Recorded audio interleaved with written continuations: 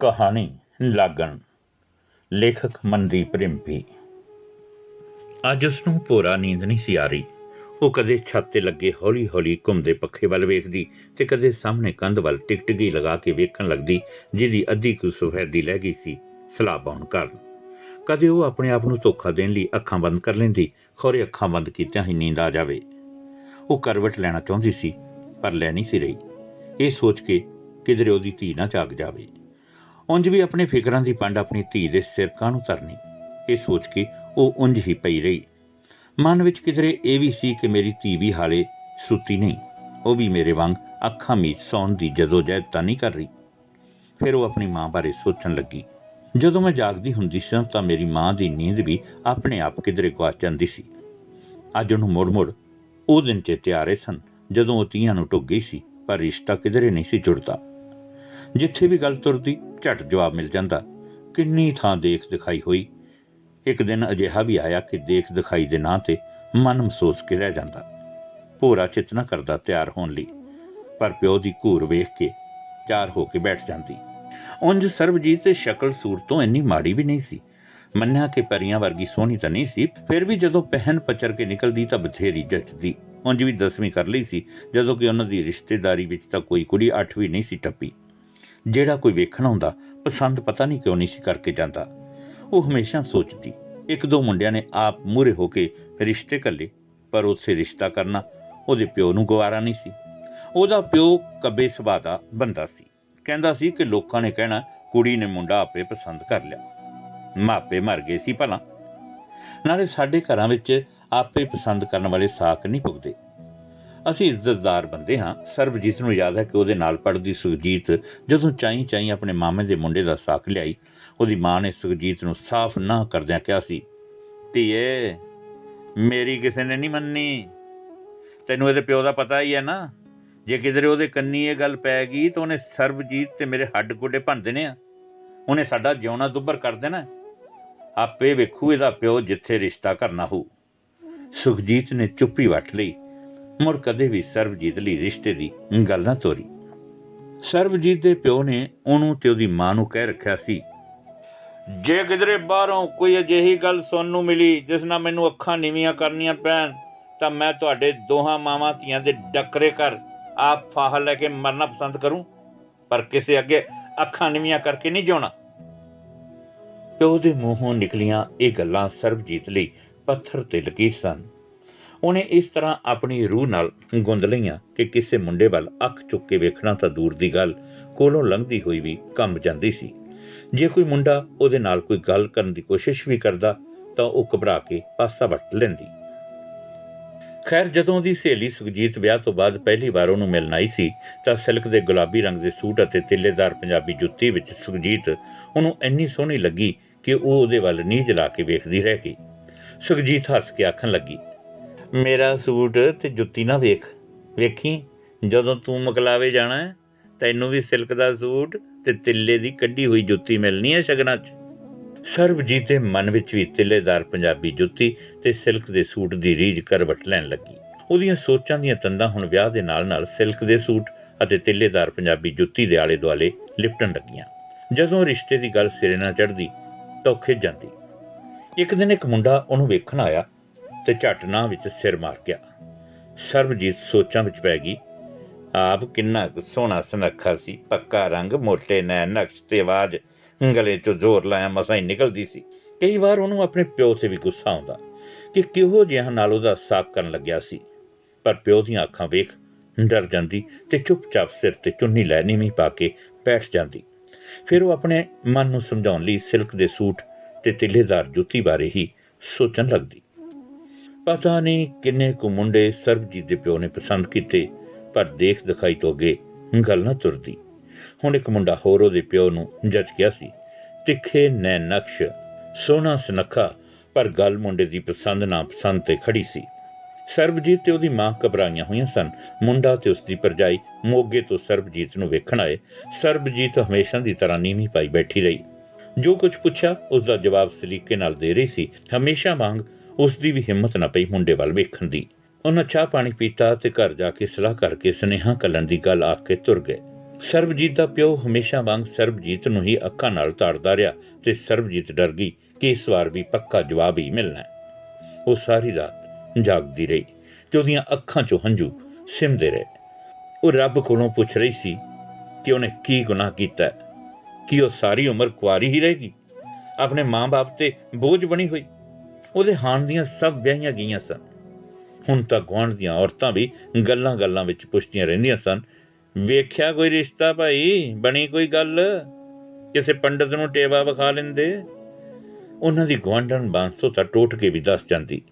ਸਰਬਜੀਤ ਦੀ ਮਾਂ ਨੇ ਵੀ ਪਤਾ ਨਹੀਂ ਕਿੰਨੇ ਟੋਟਕੇ ਵਰਤ ਕੇ ਵੇਖ ਲਏ। ਉਹ ਆਪਣੀ ਧੀ ਬਾਰੇ ਸੋਚ ਕੇ ਦਿਨ ਰਾਤ ਫਿਕਰਾਂ ਨਾਲ ਘੁਲਦੀ ਰਹਿੰਦੀ।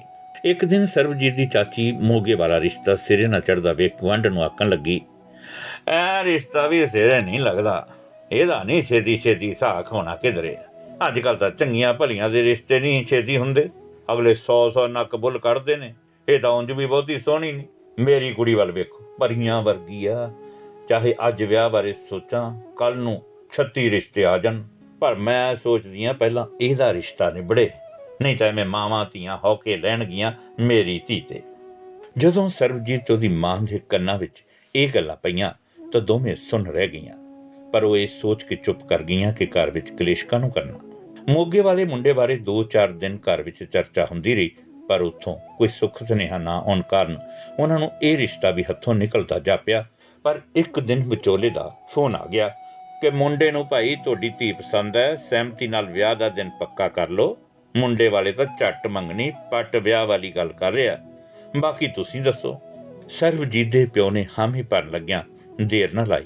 ਘਰ ਵਿੱਚ ਖੁਸ਼ੀ ਦਾ ਮਾਹੌਲ ਬਣ ਗਿਆ। ਮੁੰਡੇ ਵੱਲੋਂ ਹਾਂ ਦੀ ਗੱਲ ਸੁਣ ਕੇ ਸਰਬਜੀਤ ਦੀਆਂ ਅੱਖਾਂ ਮੂਹਰੇ ਸਿਲਕ ਦਾ ਸੂਟ ਤੇ ਤਿੱਲੇਦਾਰ ਪੰਜਾਬੀ ਜੁੱਤੀ ਘੁੰਮਣ ਲੱਗੀ। ਉਹ ਅੱਜ ਵਾਰ-ਵਾਰ ਆਪਣੇ ਆਪ ਨੂੰ ਸ਼ੀਸ਼ੇ ਵਿੱਚ ਨਿਹਾਰ ਰਹੀ ਸੀ। ਭਾਵੇਂ ਉਹ ਆਪਣੇ ਮਾਂ-ਪਿਓ ਕੋਲੋਂ ਤਿੱਲੇਦਾਰ ਜੁੱਤੀ ਤੇ ਸਿਲਕ ਦਾ ਸੂਟ ਲੈ ਸਕਦੀ ਸੀ, ਉਹਨਾਂ ਕਿਹੜਾ ਮਨਾ ਕਰਨਾ ਸੀ, ਚਾਈ ਲੈ ਕੇ ਦੇਣਾ ਸੀ।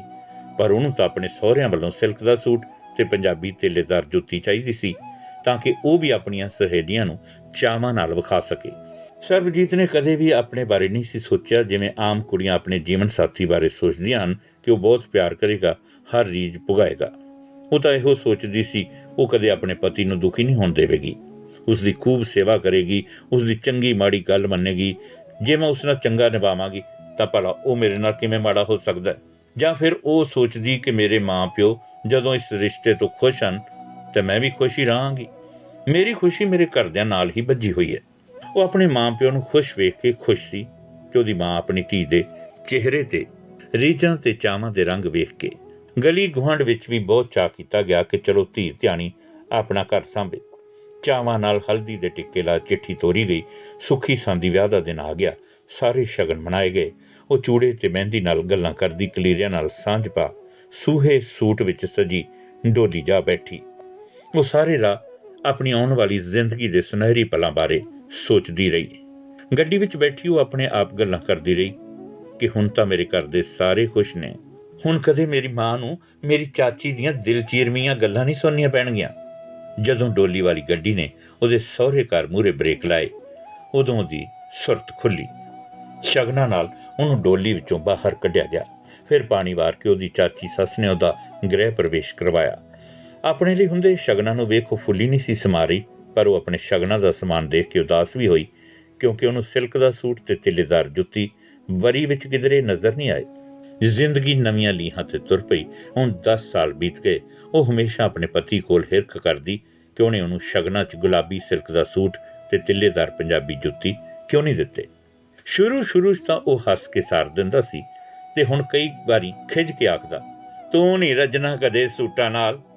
ਜਦੋਂ ਉਹ ਇੰਜ ਆਖਦਾ ਤਾਂ ਉਹ ਸੋਚੀ ਪੈ ਜਾਂਦੀ ਕਿ ਇੰਨੇ ਸਾਲਾਂ ਵਿੱਚ ਉਹਦੇ ਪਤੀ ਨੇ ਉਹਨੂੰ ਕਿੰਨੇ ਕੁ ਸੂਟ ਖਰੀਦ ਕੇ ਦਿੱਤੇ ਤੇ ਉਹਨਾਂ ਦੀ ਗਿਣਤੀ ਉਹ ਉਂਗਲਾਂ ਤੇ ਕਰ ਲੈਂਦੀ। ਉਹ ਤਾਂ ਹੁਣ ਤੱਕ ਤਕਰੀਬਨ ਆਏ ਗਏ ਕੱਪੜਿਆਂ ਜਾਂ ਫਿਰ ਆਪਣੇ ਪੇਕਿਆਂ ਤੋਂ ਕਿਸੇ ਤੇ ਤਿਉਹਾਰ ਤੋਂ ਮਿਲੇ ਕੱਪੜੇ ਹੀ ਹੰਡਾਉਂਦੀ ਆਈ ਸੀ। ਇਹਨਾਂ 10 ਸਾਲਾਂ ਵਿੱਚ ਉਹਨੂੰ ਸਿਲਕ ਦਾ ਸੂਟ ਤੇ ਤਿੱਲੇਦਾਰ ਜੁੱਤੀ ਨਾ ਜੁੜੀ। ਉਹ ਹਮੇਸ਼ਾ ਆਪਣੇ ਪਤੀ ਨੂੰ ਆਖਦੀ ਕਿ ਉਹਨੂੰ ਇਹਨਾਂ 2 ਚੀਜ਼ਾਂ ਦੀ ਬੜੀ ਰੀਝ ਸੀ। ਉਹ ਪਤੀ ਦੀ ਖੁਸ਼ੀ ਵਿੱਚ ਖੁਸ਼ ਹੁੰਦੀ ਤੇ ਉਹਦੇ ਦੁੱਖ ਵਿੱਚ ਦੁਖੀ। ਪਤੀ ਦੇ ਕੱਬੇ ਸੁਭਾਅ ਨੂੰ ਹੱਸ ਕੇ ਜਰ ਲੈਂਦੀ, ਭਾਵੇਂ ਉਸ ਦੀ ਲਾਪਾ ਕਰਨ ਲੱਗਿਆਂ ਦੇਰ ਨਾ ਲਾਉਂਦਾ, ਪਰ ਉਹ ਹੱਸ ਕੇ ਸਾਰ ਦਿੰਦੀ, ਕਦੇ ਮੋੜਵਾਂ ਜਵਾਬ ਨਾ ਦਿੰਦੀ। ਪੇਕਿਆਂ 'ਚ ਵੀ ਪਿਓ ਦੇ ਗੁੱਸੇ ਤੋਂ ਡਰਦੀ ਸੀ ਕਿ ਉਹਨੇ ਵੀ ਪੇਕੇ ਵੜ ਨਹੀਂ ਦੇਣਾ। ਉਹਦਾ ਪਤੀ ਪਿੰਡੋਂ ਦੂਰ ਸ਼ਹਿਰ ਵਿੱਚ ਆਪਣੇ ਵੱਡੇ ਭਰਾ ਦੀ ਦੁਕਾਨ ਤੇ ਉਹਦਾ ਹੱਥ ਵਟਾਉਂਦਾ ਸੀ। ਭਰਾ ਮਹੀਨੇ ਦਾ ਰਾਸ਼ਨ ਪਾਣੀ ਦੇ ਦਿੰਦਾ ਤੇ ਘਰ ਦਾ ਮਾੜਾ ਮੋਟਾ ਹੋਰ ਖਰਚਾ। ਦੁੱਧ ਲਈ ਉਹਨੇ 2 ਮੱਝਾਂ ਰੱਖੀਆਂ ਹੋਈਆਂ ਸਨ। ਘਰ ਦੁੱਧ ਵਰਤ ਕੇ ਬਚਦਾ ਦੁੱਧ ਡੇਅਰੀ ਪਾ ਦਿੰਦੀ। ਸਰਬਜੀਤ ਲਾਡਾਂ ਚਾਵਾਂ ਨਾਲ ਉੱਪਰੋਂ ਸੱਲੀ ਹੋਏ ਦੋਵਾਂ ਬੱਚਿਆਂ ਨੂੰ ਪਾਲਣ ਲੱਗੀ। ਜਦੋਂ ਵਾਢੀ ਹੁੰਦੀ ਤਾਂ ਨਾ ਧੁੱਪ ਵੇਖਦੀ ਨਾ ਛਾਂ, ਖਾਣ ਜੋਗੇ ਦਾਣੇ ਇਕੱਠੇ ਕਰ ਲੈਂਦੀ। ਸੋਹਣੀ ਦਿਨ ਕੱਟੀ ਹੋ ਰਹੀ ਸੀ। ਕਦੀ ਕਦਾਈ ਜੇਠ ਜਠਾਣੀ ਵੀ ਪਿੰਡ ਗੇੜਾ ਮਾਰ ਜਾਂਦੇ। ਜਦੋਂ ਉਹ ਪਿੰਡ ਆਉਂਦੇ ਤਾਂ ਸਰਬਜੀਤ ਦੇ ਚਾਅ ਸਾਂਭੇ ਨਾ ਜਾਂਦੇ। ਉਸ ਦਾ ਪਤੀ ਜ਼ਿਆਦਾਤਰ ਆਪਣੇ ਭਰਾ ਦੇ ਘਰ ਹੀ ਰਹਿੰਦਾ ਸੀ। ਉਹ ਹਫ਼ਤੇ ਕੁ ਬਾਅਦ ਹੀ ਪਿੰਡ ਸੌਦਾ ਪੱਤਾ ਦੇਣ ਆਉਂਦਾ ਤੇ ਇੱਕ ਅੱਧਾ ਦਿਨ ਘਰ ਗੁਜ਼ਾਰ ਕੇ ਚਲਿਆ ਜਾਂਦਾ। ਜਵਾਕ ਵੱਡੇ ਹੋ ਰਹੇ ਸਨ। ਸਿਆਣੇ ਕਹਿੰਦੇ ਨੇ ਕਿ ਜਦੋਂ ਜਵਾਕ ਵੱਡੇ ਹੋਣ ਲੱਗਣ ਤਾਂ ਮਾਂ ਦੇ ਲਾਡ ਦੇ ਨਾਲ ਪਿਓ ਦੀ ਘੂਰ ਵੀ ਜ਼ਰੂਰੀ ਹੁੰਦੀ ਹੈ। ਵੇਖਿਆ ਜਾਵੇ ਤਾਂ ਸਰਬਜੀਤ ਜਵਾਕਾਂ ਨੂੰ ਇਕੱਲੀ ਹੀ ਪਾਲ ਰਹੀ ਸੀ। ਉਹ ਵੀ ਆਪਣੇ ਪਤੀ ਨੂੰ ਕਦੇ ਕੋਈ ਸ਼ਿਕਾਇਤ ਕੀਤਿਆਂ ਬਗੈਰ। ਉਹਦੇ ਜੇਠ ਜਠਾਣੀ ਦੇ ਆਉਣ ਦਾ ਸੁਨੇਹਾ ਲੈ ਆਇਆ। ਉਹਨਾਂ ਦੇ ਘਰ ਆਉਣ ਦੀ ਗੱਲ ਸੁਣ ਸਰਬਜੀਤ ਨੂੰ ਚਾਅ ਚੜ੍ਹ ਗਿਆ, ਕਿਉਂਕਿ ਉਹਦੀ ਜਠਾਣੀ ਕਿਸੇ ਖਾਸ ਮੌਕੇ 'ਤੇ ਪਿੰਡ ਆਉਂਦੀ ਸੀ। ਉਹ ਸੋਚਾਂ ਵਿੱਚ ਪੈ ਗਈ ਕਿ ਅਜਿਹਾ ਕਿਹੜਾ ਖਾਸ ਮੌਕਾ ਆਉਣ ਵਾਲਾ ਹੈ। ਫਿਰ ਅਚਨਚੇਤ ਉਹਦਾ ਧਿਆਨ ਰਸੋਈ ਵੱਲ ਦੌੜਿਆ ਤੇ ਉਹ ਆਪਣੇ ਪਤੀ ਨੂੰ ਸੌਦਿਆਂ ਬਾਰੇ ਪੁੱਛਣ ਲੱਗੀ ਕਿ ਇਸ ਵਾਰੀ ਖਾਲੀ ਹੱਥੀ ਆ ਗਏ। ਉਸ ਦਾ ਪਤੀ ਆਖਣ ਲੱਗਿਆ, ਵੀਰੇ ਨੇ ਹਾਲੇ ਪੈਸੇ ਨਹੀਂ ਦਿੱਤੇ, ਖਾਲੀ ਹੱਥ ਤੜਕੇ ਕਿਹੜੀ ਦੁਕਾਨ ਤੇ ਜਾ ਕੇ ਕੱਢ ਜਾਂਦਾ। ਪਤੀ ਦੇ ਮੂੰਹੋਂ ਇਹ ਗੱਲਾਂ ਸੁਣ ਕੇ ਉਹ ਰਸੋਈ ਵੱਲ ਤੁਰ ਪਈ ਤੇ ਚਾਹ ਧਰਨ ਲੱਗੀ। ਜਦੋਂ ਚਾਹ ਪੱਤੀ ਵਾਲੇ ਡੱਬੇ 'ਚ ਹੱਥ ਮਾਰਿਆ ਤਾਂ ਖਾਲੀ ਵੇਖ ਝੱਟ ਆਪਣੀ ਗੁਆਂਢਣ ਹਰਨਾਮੋਂ ਦਾ ਬੂਹਾ ਜਾ ਖੜਕਾਇਆ। ਚਾਹ ਬਣਾਉਂਦਿਆਂ ਉਹ ਆਪਣੇ ਘਰ ਦੀ ਖਸਤਾ ਹਾਲਤ ਬਾਰੇ ਸੋਚਣ ਲੱਗੀ। ਉਹ ਸੋਚਣ ਲੱਗੀ ਕਿ ਮੇਰਾ ਪਤੀ ਤੇ ਜੇਠ ਇੱਕੋ ਪਿਓ ਦੇ ਪੁੱਤ ਹਨ, ਪਰ ਕਿੰਨਾ ਫਰਕ ਹੈ। ਭਾਵੇਂ ਮੇਰਾ ਪਤੀ ਮੇਰੇ ਜੇਠ ਕੋਲ ਦਿਨ ਰਾਤ ਕੰਮ ਕਰਦਾ ਹੈ, ਪਰ ਫਿਰ ਵੀ ਸਾਨੂੰ 2 ਵਕਤ ਦੀ ਰੋਟੀ ਚੱਜ ਨਾਲ ਨਹੀਂ ਜੁੜਦੀ। ਚਲੋ ਕਰਮ ਆਪੋ ਆਪਣੇ। ਫਿਰ ਸੋਚਿਆ ਵੀ ਅਗਲੇ ਨੂੰ ਵੀ ਸੋਚਣਾ ਚਾਹੀਦਾ ਕਿ ਸਭ ਦੇ ਢਿੱਡ ਲੱਗੇ ਨੇ ਤੇ ਢਿੱਡ ਰੋਟੀ ਮੰਗਦਾ। ਫਿਰ ਅਚਨਚੇਤ ਦੀ ਸੋਚਾਂ ਦੀ ਤੰਦ ਜਠਾਣੀ ਨਾਲ ਜਾ ਜੁੜੀ ਕਿ ਨਾ ਵੀ ਰਾਣੀ ਤੇ ਉਂਝ ਵੀ ਰਾਣੀ। ਕਦੇ ਹਲਕਾ ਕੱਪੜਾ ਨਹੀਂ ਪਾਇਆ ਦੇਖਿਆ। ਨਿੱਤ ਨਵੇਂ ਤੋਂ ਨਵਾਂ ਕੱਪੜਾ ਹੰਡਾਉਂਦੀ ਹੈ। ਪਤੀ ਨੂੰ ਚਾਹ ਦਾ ਗਲਾਸ ਫੜਾ ਰੋਟੀ ਨਾਲ ਨੂੰ ਕੀ ਤਰੇ ਸੋਚਣ ਲੱਗੀ। ਅੱਜ ਤਾਂ ਘਰ 'ਚ ਦਾਲ ਵੀ ਨਹੀਂ। ਗਰੀਬ ਦਾ ਕੀ ਹੈ, ਉਹ ਤਾਂ ਅਚਾਰ ਨਾਲ ਵੀ ਰੋਟੀ ਦੀ ਬੁਰਕੀ ਖਾ ਲੈਂਦੇ ਨੇ। ਉਹ ਰਸੋਈ 'ਚ ਬਾਰੀ ਤੇ ਅਖਬਾਰ ਹੇਠਾਂ ਹੱਥ ਮਾਰ ਲੱਭਣ ਲੱਗੀ ਜੇ ਕੋਈ ਰੁਪਇਆ ਲੱਭ ਜਾਵੇ। ਉਹ ਕਦੀ ਕਦਾਈ ਉੱਥੇ ਪੈਸਾ ਧੇਲਾ ਰੱਖ ਦਿੰਦੀ ਸੀ, ਜਿਹੜਾ ਅੜਦੇ ਥੁੜਦੇ ਕਦੇ ਕੰਮ ਆ ਜਾਂਦਾ ਸੀ। ਤੇ ਅੱਜ ਵੀ ਸਰ ਗਿਆ। ਬਾਰੀ ਤੋਂ 50 ਦਾ ਨੋਟ ਚੁੱਕ ਕੇ ਉਹਨੇ ਆਪਣੇ ਪੁੱਤ ਕਰਮੇ ਨੂੰ ਹਾਕ ਮਾਰੀ ਕਿ ਹੱਟੀ ਤੋਂ ਜਾ ਕੇ 50 ਦੀ ਮਾਂ ਦੀ ਦਾਲ ਲੈ ਆਵੇ, ਤਾਂ ਜੋ ਜੇਠ ਜਠਾਣੀ ਲਈ ਦਾਲ ਚੁੱਲ੍ਹੇ ਤੇ ਧਰ ਦੇਵੇ। ਇਸ ਵਾਰ ਸਰਬਜੀਤ ਦੀ ਜਠਾਣੀ ਪਿੰਡ ਆਈ ਤਾਂ ਉਹਨੂੰ ਵੇਖ ਕੇ ਸਰਬਜੀਤ ਨੂੰ ਆਪਣੀ ਪੁਰਾਣੀ ਅਧੂਰੀ ਸੈਕ ਦੀ ਰੀਝ ਚੇਤੇ ਆ ਗਈ। ਆਪਣੀ ਜਠਾਣੀ ਰਾਣੀ ਦੇ ਸਿਲਕ ਦਾ ਸੂਟ ਪਾਇਆ ਵੇਖ ਉਹਦੀ ਨਿਗਾਹ ਨਾਲ ਹੀ ਉਹਦੇ ਪੈਰਾਂ 'ਤੇ ਜਾ ਪਈ। ਉਹਦੇ ਪੰਜਾਬੀ ਤਿੱਲੇ ਦੀ ਕੱਢੀ ਜੁੱਤੀ ਖੂਬ ਜੱਚ ਰਹੀ ਸੀ। ਸਰਬਜੀਤ ਦੇ ਮਨ ਅਧੂਰੀ ਰੀਝ ਦੇ ਪਰਛਾਵੇਂ ਦੇ ਸੇਕ ਨੇ ਘੇਰ ਲਿਆ।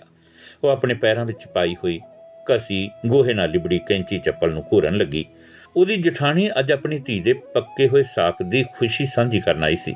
ਜਦੋਂ ਜਠਾਣੀ ਨੇ ਉਹਨੂੰ ਅਗਲੇ ਮਹੀਨੇ ਵਿਆਹ ਬਾਰੇ ਦੱਸਿਆ ਤਾਂ ਸਰਬਜੀਤ ਨੂੰ ਚਾਅ ਚੜ੍ਹ ਗਿਆ। ਉਹ ਆਖਣ ਲੱਗੀ, ਚਲੋ ਚੰਗਾ, ਧੀਆਂ ਦੇ ਸਾਕ ਤਾਂ ਜਿੰਨੀ ਛੇਤੀ ਹੋ ਜਾਣ ਓਨਾ ਹੀ ਚੰਗਾ। ਉਮਰ ਸਿਰ ਸਾਕ ਵਧੀਆ ਰਹਿੰਦੇ ਨੇ। ਰਾਣੀ ਉਹਦੀ ਗੱਲ ਸੁਣ ਕੇ ਆਖਣ ਲੱਗੀ, ਤਾਈਆਂ ਚਾਚੀਆਂ ਵੀ ਮਾਵਾਂ ਬਰਾਬਰ ਹੁੰਦੀਆਂ ਨੇ। ਮੈਥੋਂ ਕੱਲੀ ਤੋਂ ਵਿਆਹ ਦਾ ਚੱਕਰ ਨਹੀਂ ਸਾਂਭਣਾ। ਤੂੰ ਹਫ਼ਤਾ ਪਹਿਲਾਂ ਆ ਜਾਵੀਂ। ਜਠਾਣੀ ਦੀਆਂ ਗੱਲਾਂ ਸੁਣ ਸਰਬਜੀਤ ਆਖਣ ਲੱਗੀ, ਉਹਨੂੰ ਤਾਂ ਮੈਂ ਭਲਾ 10 ਦਿਨ ਪਹਿਲਾਂ ਹੀ ਆ ਜਾਵਾਂ, ਪਰ ਮੇਰੀਆਂ 2 ਮੱਝਾਂ ਕਿਹਨੇ ਸਾਂਭਣੀਆਂ? ਸੁੱਖ ਨਾਲ ਸੋਹਣਾ ਦੁੱਧ ਦਿੰਦੀਆਂ ਨੇ। ਮੈਂ ਡੇਅਰੀ ਵੀ ਦੁੱਧ ਪਾ ਆਉਂਦੀ ਹਾਂ। ਮੱਝਾਂ ਦੇ ਕੱਖ ਕੰਡੇ ਦੀ ਖੇਚਲ ਕੌਣ ਕਰੂ? ਸਰਬਜੀਤ ਦੀ ਗੱਲ ਸੁਣ ਕੇ ਰਾਣੀ ਆਖਣ ਲੱਗੀ, ਇਹ ਮੈਨੂੰ ਨਹੀਂ ਪਤਾ ਭਾਈ। ਜੇ ਤੇਰੀ ਆਪਣੀ ਧੀ ਦਾ ਵਿਆਹ ਹੁੰਦਾ ਫਿਰ ਵੀ ਭਲਾ ਤੂੰ ਇਦਾਂ ਹੀ ਕਰਦੀ। ਮਰਜ਼ੀ ਆ ਤੇਰੀ, ਮੇਰਾ ਭਲਾ ਕੀ ਜ਼ੋਰ ਤੇਰੇ ਤੇ। ਉਸ ਦੀਆਂ ਇੰਨੇ ਮਾਣ ਤੇ ਹੱਕ ਭਰੀਆਂ ਗੱਲਾਂ ਸੁਣ ਸਰਬਜੀਤ ਨੇ ਉਸਨੂੰ ਜ਼ੁਬਾਨ ਦੇ ਦਿੱਤੀ ਕਿ ਉਹ ਹਫ਼ਤਾ ਪਹਿਲਾਂ ਆ ਜਾਵੇਗੀ। ਥੋੜ੍ਹੇ ਦਿਨ ਇੰਝ ਹੀ ਬੀਤ ਗਏ। ਵਿਆਹ ਤੋਂ 15 ਕੁ ਦਿਨ ਪਹਿਲਾਂ ਸਰਬਜੀਤ ਦਾ ਪਤੀ ਘਰ ਆਇਆ ਤਾਂ ਉਹਦੇ ਹੱਥਾਂ ਵਿੱਚ ਨਵੇਂ ਨਕੋਰ ਕੱਪੜਿਆਂ ਵਾਲੇ ਲਿਫਾਫੇ ਵੇਖ ਜਵਾਕ ਚਾਈਂ ਉਹਦੇ ਦੁਆਲੇ ਘੁੰਮਣ ਲੱਗੇ। ਉਹ ਸਮਝ ਗਏ ਕਿ ਇਸ ਵਾਰ ਉਹਨਾਂ ਦੇ ਪਿਓ ਦੇ ਹੱਥ ਵਿੱਚ ਉਹਨਾਂ ਲਈ ਵਿਆਹ ਤੇ ਪਾਉਣ ਵਾਲੇ ਕੱਪੜੇ ਹਨ। ਸਰਬਜੀਤ ਦੇ ਮਨ ਅੰਦਰ ਵੀ ਰੀਝ ਉੱਠ ਖੜੀ ਹੋਈ ਲਿਫਾਫੇ ਵਿਚਲੇ ਕੱਪੜੇ ਵੇਖਣ ਦੀ। ਜਦੋਂ ਉਹਦਾ ਪਤੀ ਬੱਚਿਆਂ ਨੂੰ ਵਿਆਹ ਤੇ ਪਾਉਣ ਲਈ ਲਿਆਂਦੇ ਕੱਪੜੇ ਵਿਖਾਉਣ ਲੱਗਿਆ, ਉਹਨੇ ਇੱਕ ਲਿਫਾਫਾ ਪੇਟੀ ਤੇ ਰੱਖ ਦਿੱਤਾ ਤੇ ਸਾਰਿਆਂ ਨੂੰ ਹਦਾਇਤ ਕੀਤੀ ਕਿ ਇਸ ਵਿੱਚ ਉਸਦਾ ਜ਼ਰੂਰੀ ਸਮਾਨ ਹੈ, ਇਸ ਨੂੰ ਕੋਈ ਨਹੀਂ ਛੇੜੇਗਾ। ਦੋਵੇਂ ਬੱਚੇ ਆਪਣੇ ਆਪਣੇ ਕੱਪੜੇ ਲੈ ਕੇ ਚਾਈਂ ਪਾ ਕੇ ਵੇਖਣ ਲੱਗੇ। ਸਰਬਜੀਤ ਦੇ ਮਨ 'ਚ ਇੱਕ ਅਜੀਬ ਜਿਹੀ ਚੀਜ਼ ਨਿਕਲੀ ਕਿ ਇਸ ਵਾਰ ਵੀ ਮੇਰੇ ਲਈ ਕੁਝ ਨਹੀਂ ਲੈ ਕੇ ਆਏ। ਪਰ ਛੇਤੀ ਹੀ ਬੱਚਿਆਂ ਦੇ ਚਿਹਰੇ ਤੇ ਰੌਣਕ ਹੇਠ ਉਹ ਚੀਜ਼ ਦਬ ਗਈ। ਉਹਨੇ ਪੇਟੀ ਤੋਂ ਲਿਫਾਫਾ ਚੁੱਕ ਪਰੇ ਰੱਖ ਦਿੱਤਾ ਤੇ ਪੇਟੀ ਚੋਂ ਉਹਦੀ ਭਾਬੀ ਦਾ ਦਿੱਤਾ ਹੋਇਆ ਸੂਟ ਵੇਖਣ ਲੱਗੀ, ਜਿਹੜਾ ਇਸ ਵਾਰ ਰੱਖੜੀਆਂ ਤੇ ਉਹਨੂੰ ਦਿੱਤਾ ਸੀ। ਉਂਝ ਤਾਂ ਸੂਟ ਸੋਹਣਾ ਸੀ, ਪਰ ਸਰਬਜੀਤ ਨੂੰ ਉਹਦਾ ਰੰਗ ਭੋਰਾ ਪਸੰਦ ਨਹੀਂ ਸੀ। ਇਸ ਲਈ ਉਹਨੇ ਇਹ ਸੋਚ ਕੇ ਪੇਟੀ ਵਿੱਚ ਰੱਖ ਦਿੱਤਾ ਸੀ ਕਿ ਕਿਤੇ ਦੇਣ ਲੈਣ ਦੇ ਕੰਮ ਆ ਜਾਵੇਗਾ। ਪਰ ਹੁਣ ਸੋਚਿਆ ਕਿ ਚਲੋ ਉਹਦੇ ਨਾਲ ਹੀ ਵਿਆਹ ਦਾ ਕੰਮ ਸਾਰ ਲਵਾਂਗੀ। ਉਹ ਸੂਟ ਪੇਟੀ ਤੇ ਰੱਖ ਆਪ ਰਸੋਈ ਵਿੱਚ ਭਾਂਡੇ ਧੋਣ ਲੱਗੀ। ਉਸਨੇ ਸੋਚਿਆ ਕਿ ਆਪਣੀ ਗੁਆਂਢਣ ਹਰਨਾਮ ਕੌਰ ਦੀ ਨੂੰਹ ਨੂੰ ਸੂਟ ਸਿਉਣ ਲਈ ਦੇ ਆਵੇ। ਜਦੋਂ ਭਾਂਡੇ ਤੋਂ ਕਮਰੇ ਵਿੱਚ ਵਾਪਸ ਆਈ ਤਾਂ ਪੇਟੀ ਤੇ ਗੁਲਾਬੀ ਰੰਗ ਦਾ ਸਿਲਕ ਦਾ ਸੂਟ ਤੇ ਪੰਜਾਬੀ ਤਿੱਲੇਦਾਰ ਜੁੱਤੀ ਵੇਖ ਉਹਦੀਆਂ ਅੱਖਾਂ ਭਰ ਆਈਆਂ। ਉਹ ਆਪਣੇ ਪਤੀ ਦੇ ਮੁਸਕਰਾਉਂਦੇ ਹੋਏ ਚਿਹਰੇ ਵੱਲ ਵੇਖ ਕੇ ਮੁਸਕਰਾ ਪਈ। ਅੱਜ ਉਹਨੂੰ ਬਹੁਤ ਚੰਗਾ ਲੱਗ ਰਿਹਾ ਸੀ ਕਿ ਉਹਦੇ ਪਤੀ ਨੇ ਉਹਦੀ ਇੰਨੇ ਸਾਲਾਂ ਦੀ ਰੀਝ ਪੁਗਾ ਦਿੱਤੀ। ਉਹ ਭੱਜੀ ਆਪਣੇ ਗੁਆਂਢਣ ਕੋਲ ਸਿਲਕ ਦਾ ਗੁਲਾਬੀ ਸੂਟ ਸਿਉਣ ਲਈ ਦੇ ਆਈ। ਉਹਨੇ ਗੱਲਾਂ ਵਿੱਚ ਹਰਨਾਮ ਕੌਰ ਨੂੰ ਮਨਾ ਲਿਆ ਕਿ ਉਹ ਇੱਕ ਹਫ਼ਤੇ ਲਈ ਉਹਦੀਆਂ ਮੱਝਾਂ ਨੂੰ ਸਾਂਭੇਗੀ। ਇਸ ਬਦਲੇ ਉਹ ਹਫ਼ਤੇ ਭਰ ਦਾ ਦੁੱਧ ਭਾਵੇਂ ਵਰਤੇ ਭਾਵੇਂ ਡੇਅਰੀ ਪਾਵੇ, ਉਹਦੀ ਮਰਜ਼ੀ। ਰਿਸ਼ਤਿਆਂ ਲਈ ਉਹ ਸਭ ਨਫੇ ਨੁਕਸਾਨ ਚੱਲਣ ਲਈ ਤਿਆਰ ਸੀ।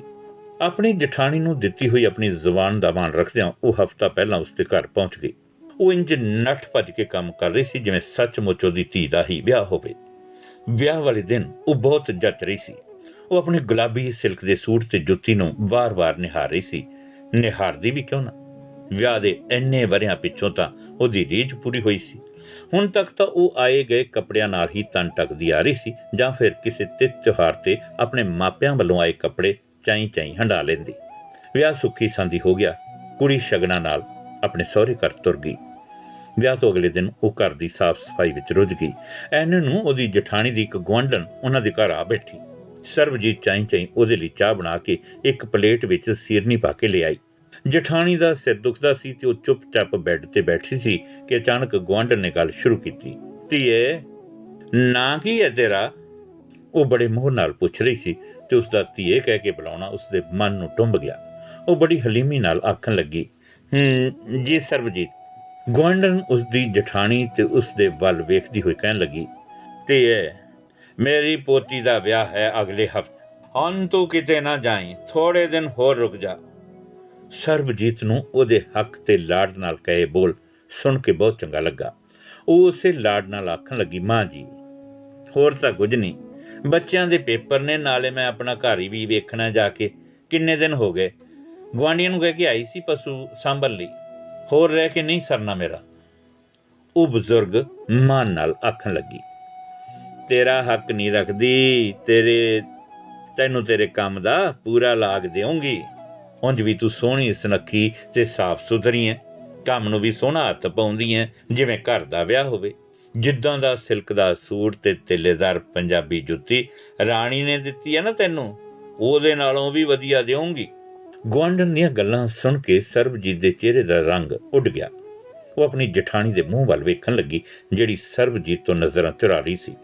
ਸਰਬਜੀਤ ਚੁੱਪ-ਚਾਪ ਬਿਨਾਂ ਕੁਝ ਆਖਿਆ ਉੱਥੋਂ ਉੱਠ ਅੰਦਰ ਗਈ ਤੇ ਆਪਣਾ ਸਮਾਨ ਪੈਕ ਕਰ ਤੁਰਨ ਲੱਗੀ ਤਾਂ ਆਪਣੇ ਪਤੀ ਨੂੰ ਸਿਲਕ ਦਾ ਸੂਟ ਤੇ ਜੁੱਤੀ ਫੜਾਉਂਦਿਆਂ ਆਖਣ ਲੱਗੀ, ਕੁਝ ਰੀਝਾਂ ਅਧੂਰੀਆਂ ਹੀ ਚੰਗੀਆਂ ਉਹਨਾਂ ਪੂਰੀਆਂ ਰੀਝਾਂ ਨਾਲੋਂ, ਜਿਹੜੀਆਂ ਰੂਹ ਤੇ ਕੰਡਿਆਂ ਵਾਂਗੂ ਜ਼ਿੰਦਗੀ ਭਰ ਚੁਭਦੀਆਂ ਰਹਿਣ, ਤੇ ਜਿਹੀਆਂ ਰੀਝਾਂ ਦੀ ਕੀਮਤ ਲਾਉਣੀ ਆਪਣੇ ਵੱਸ ਵਿੱਚ ਨਹੀਂ ਹੁੰਦੀ।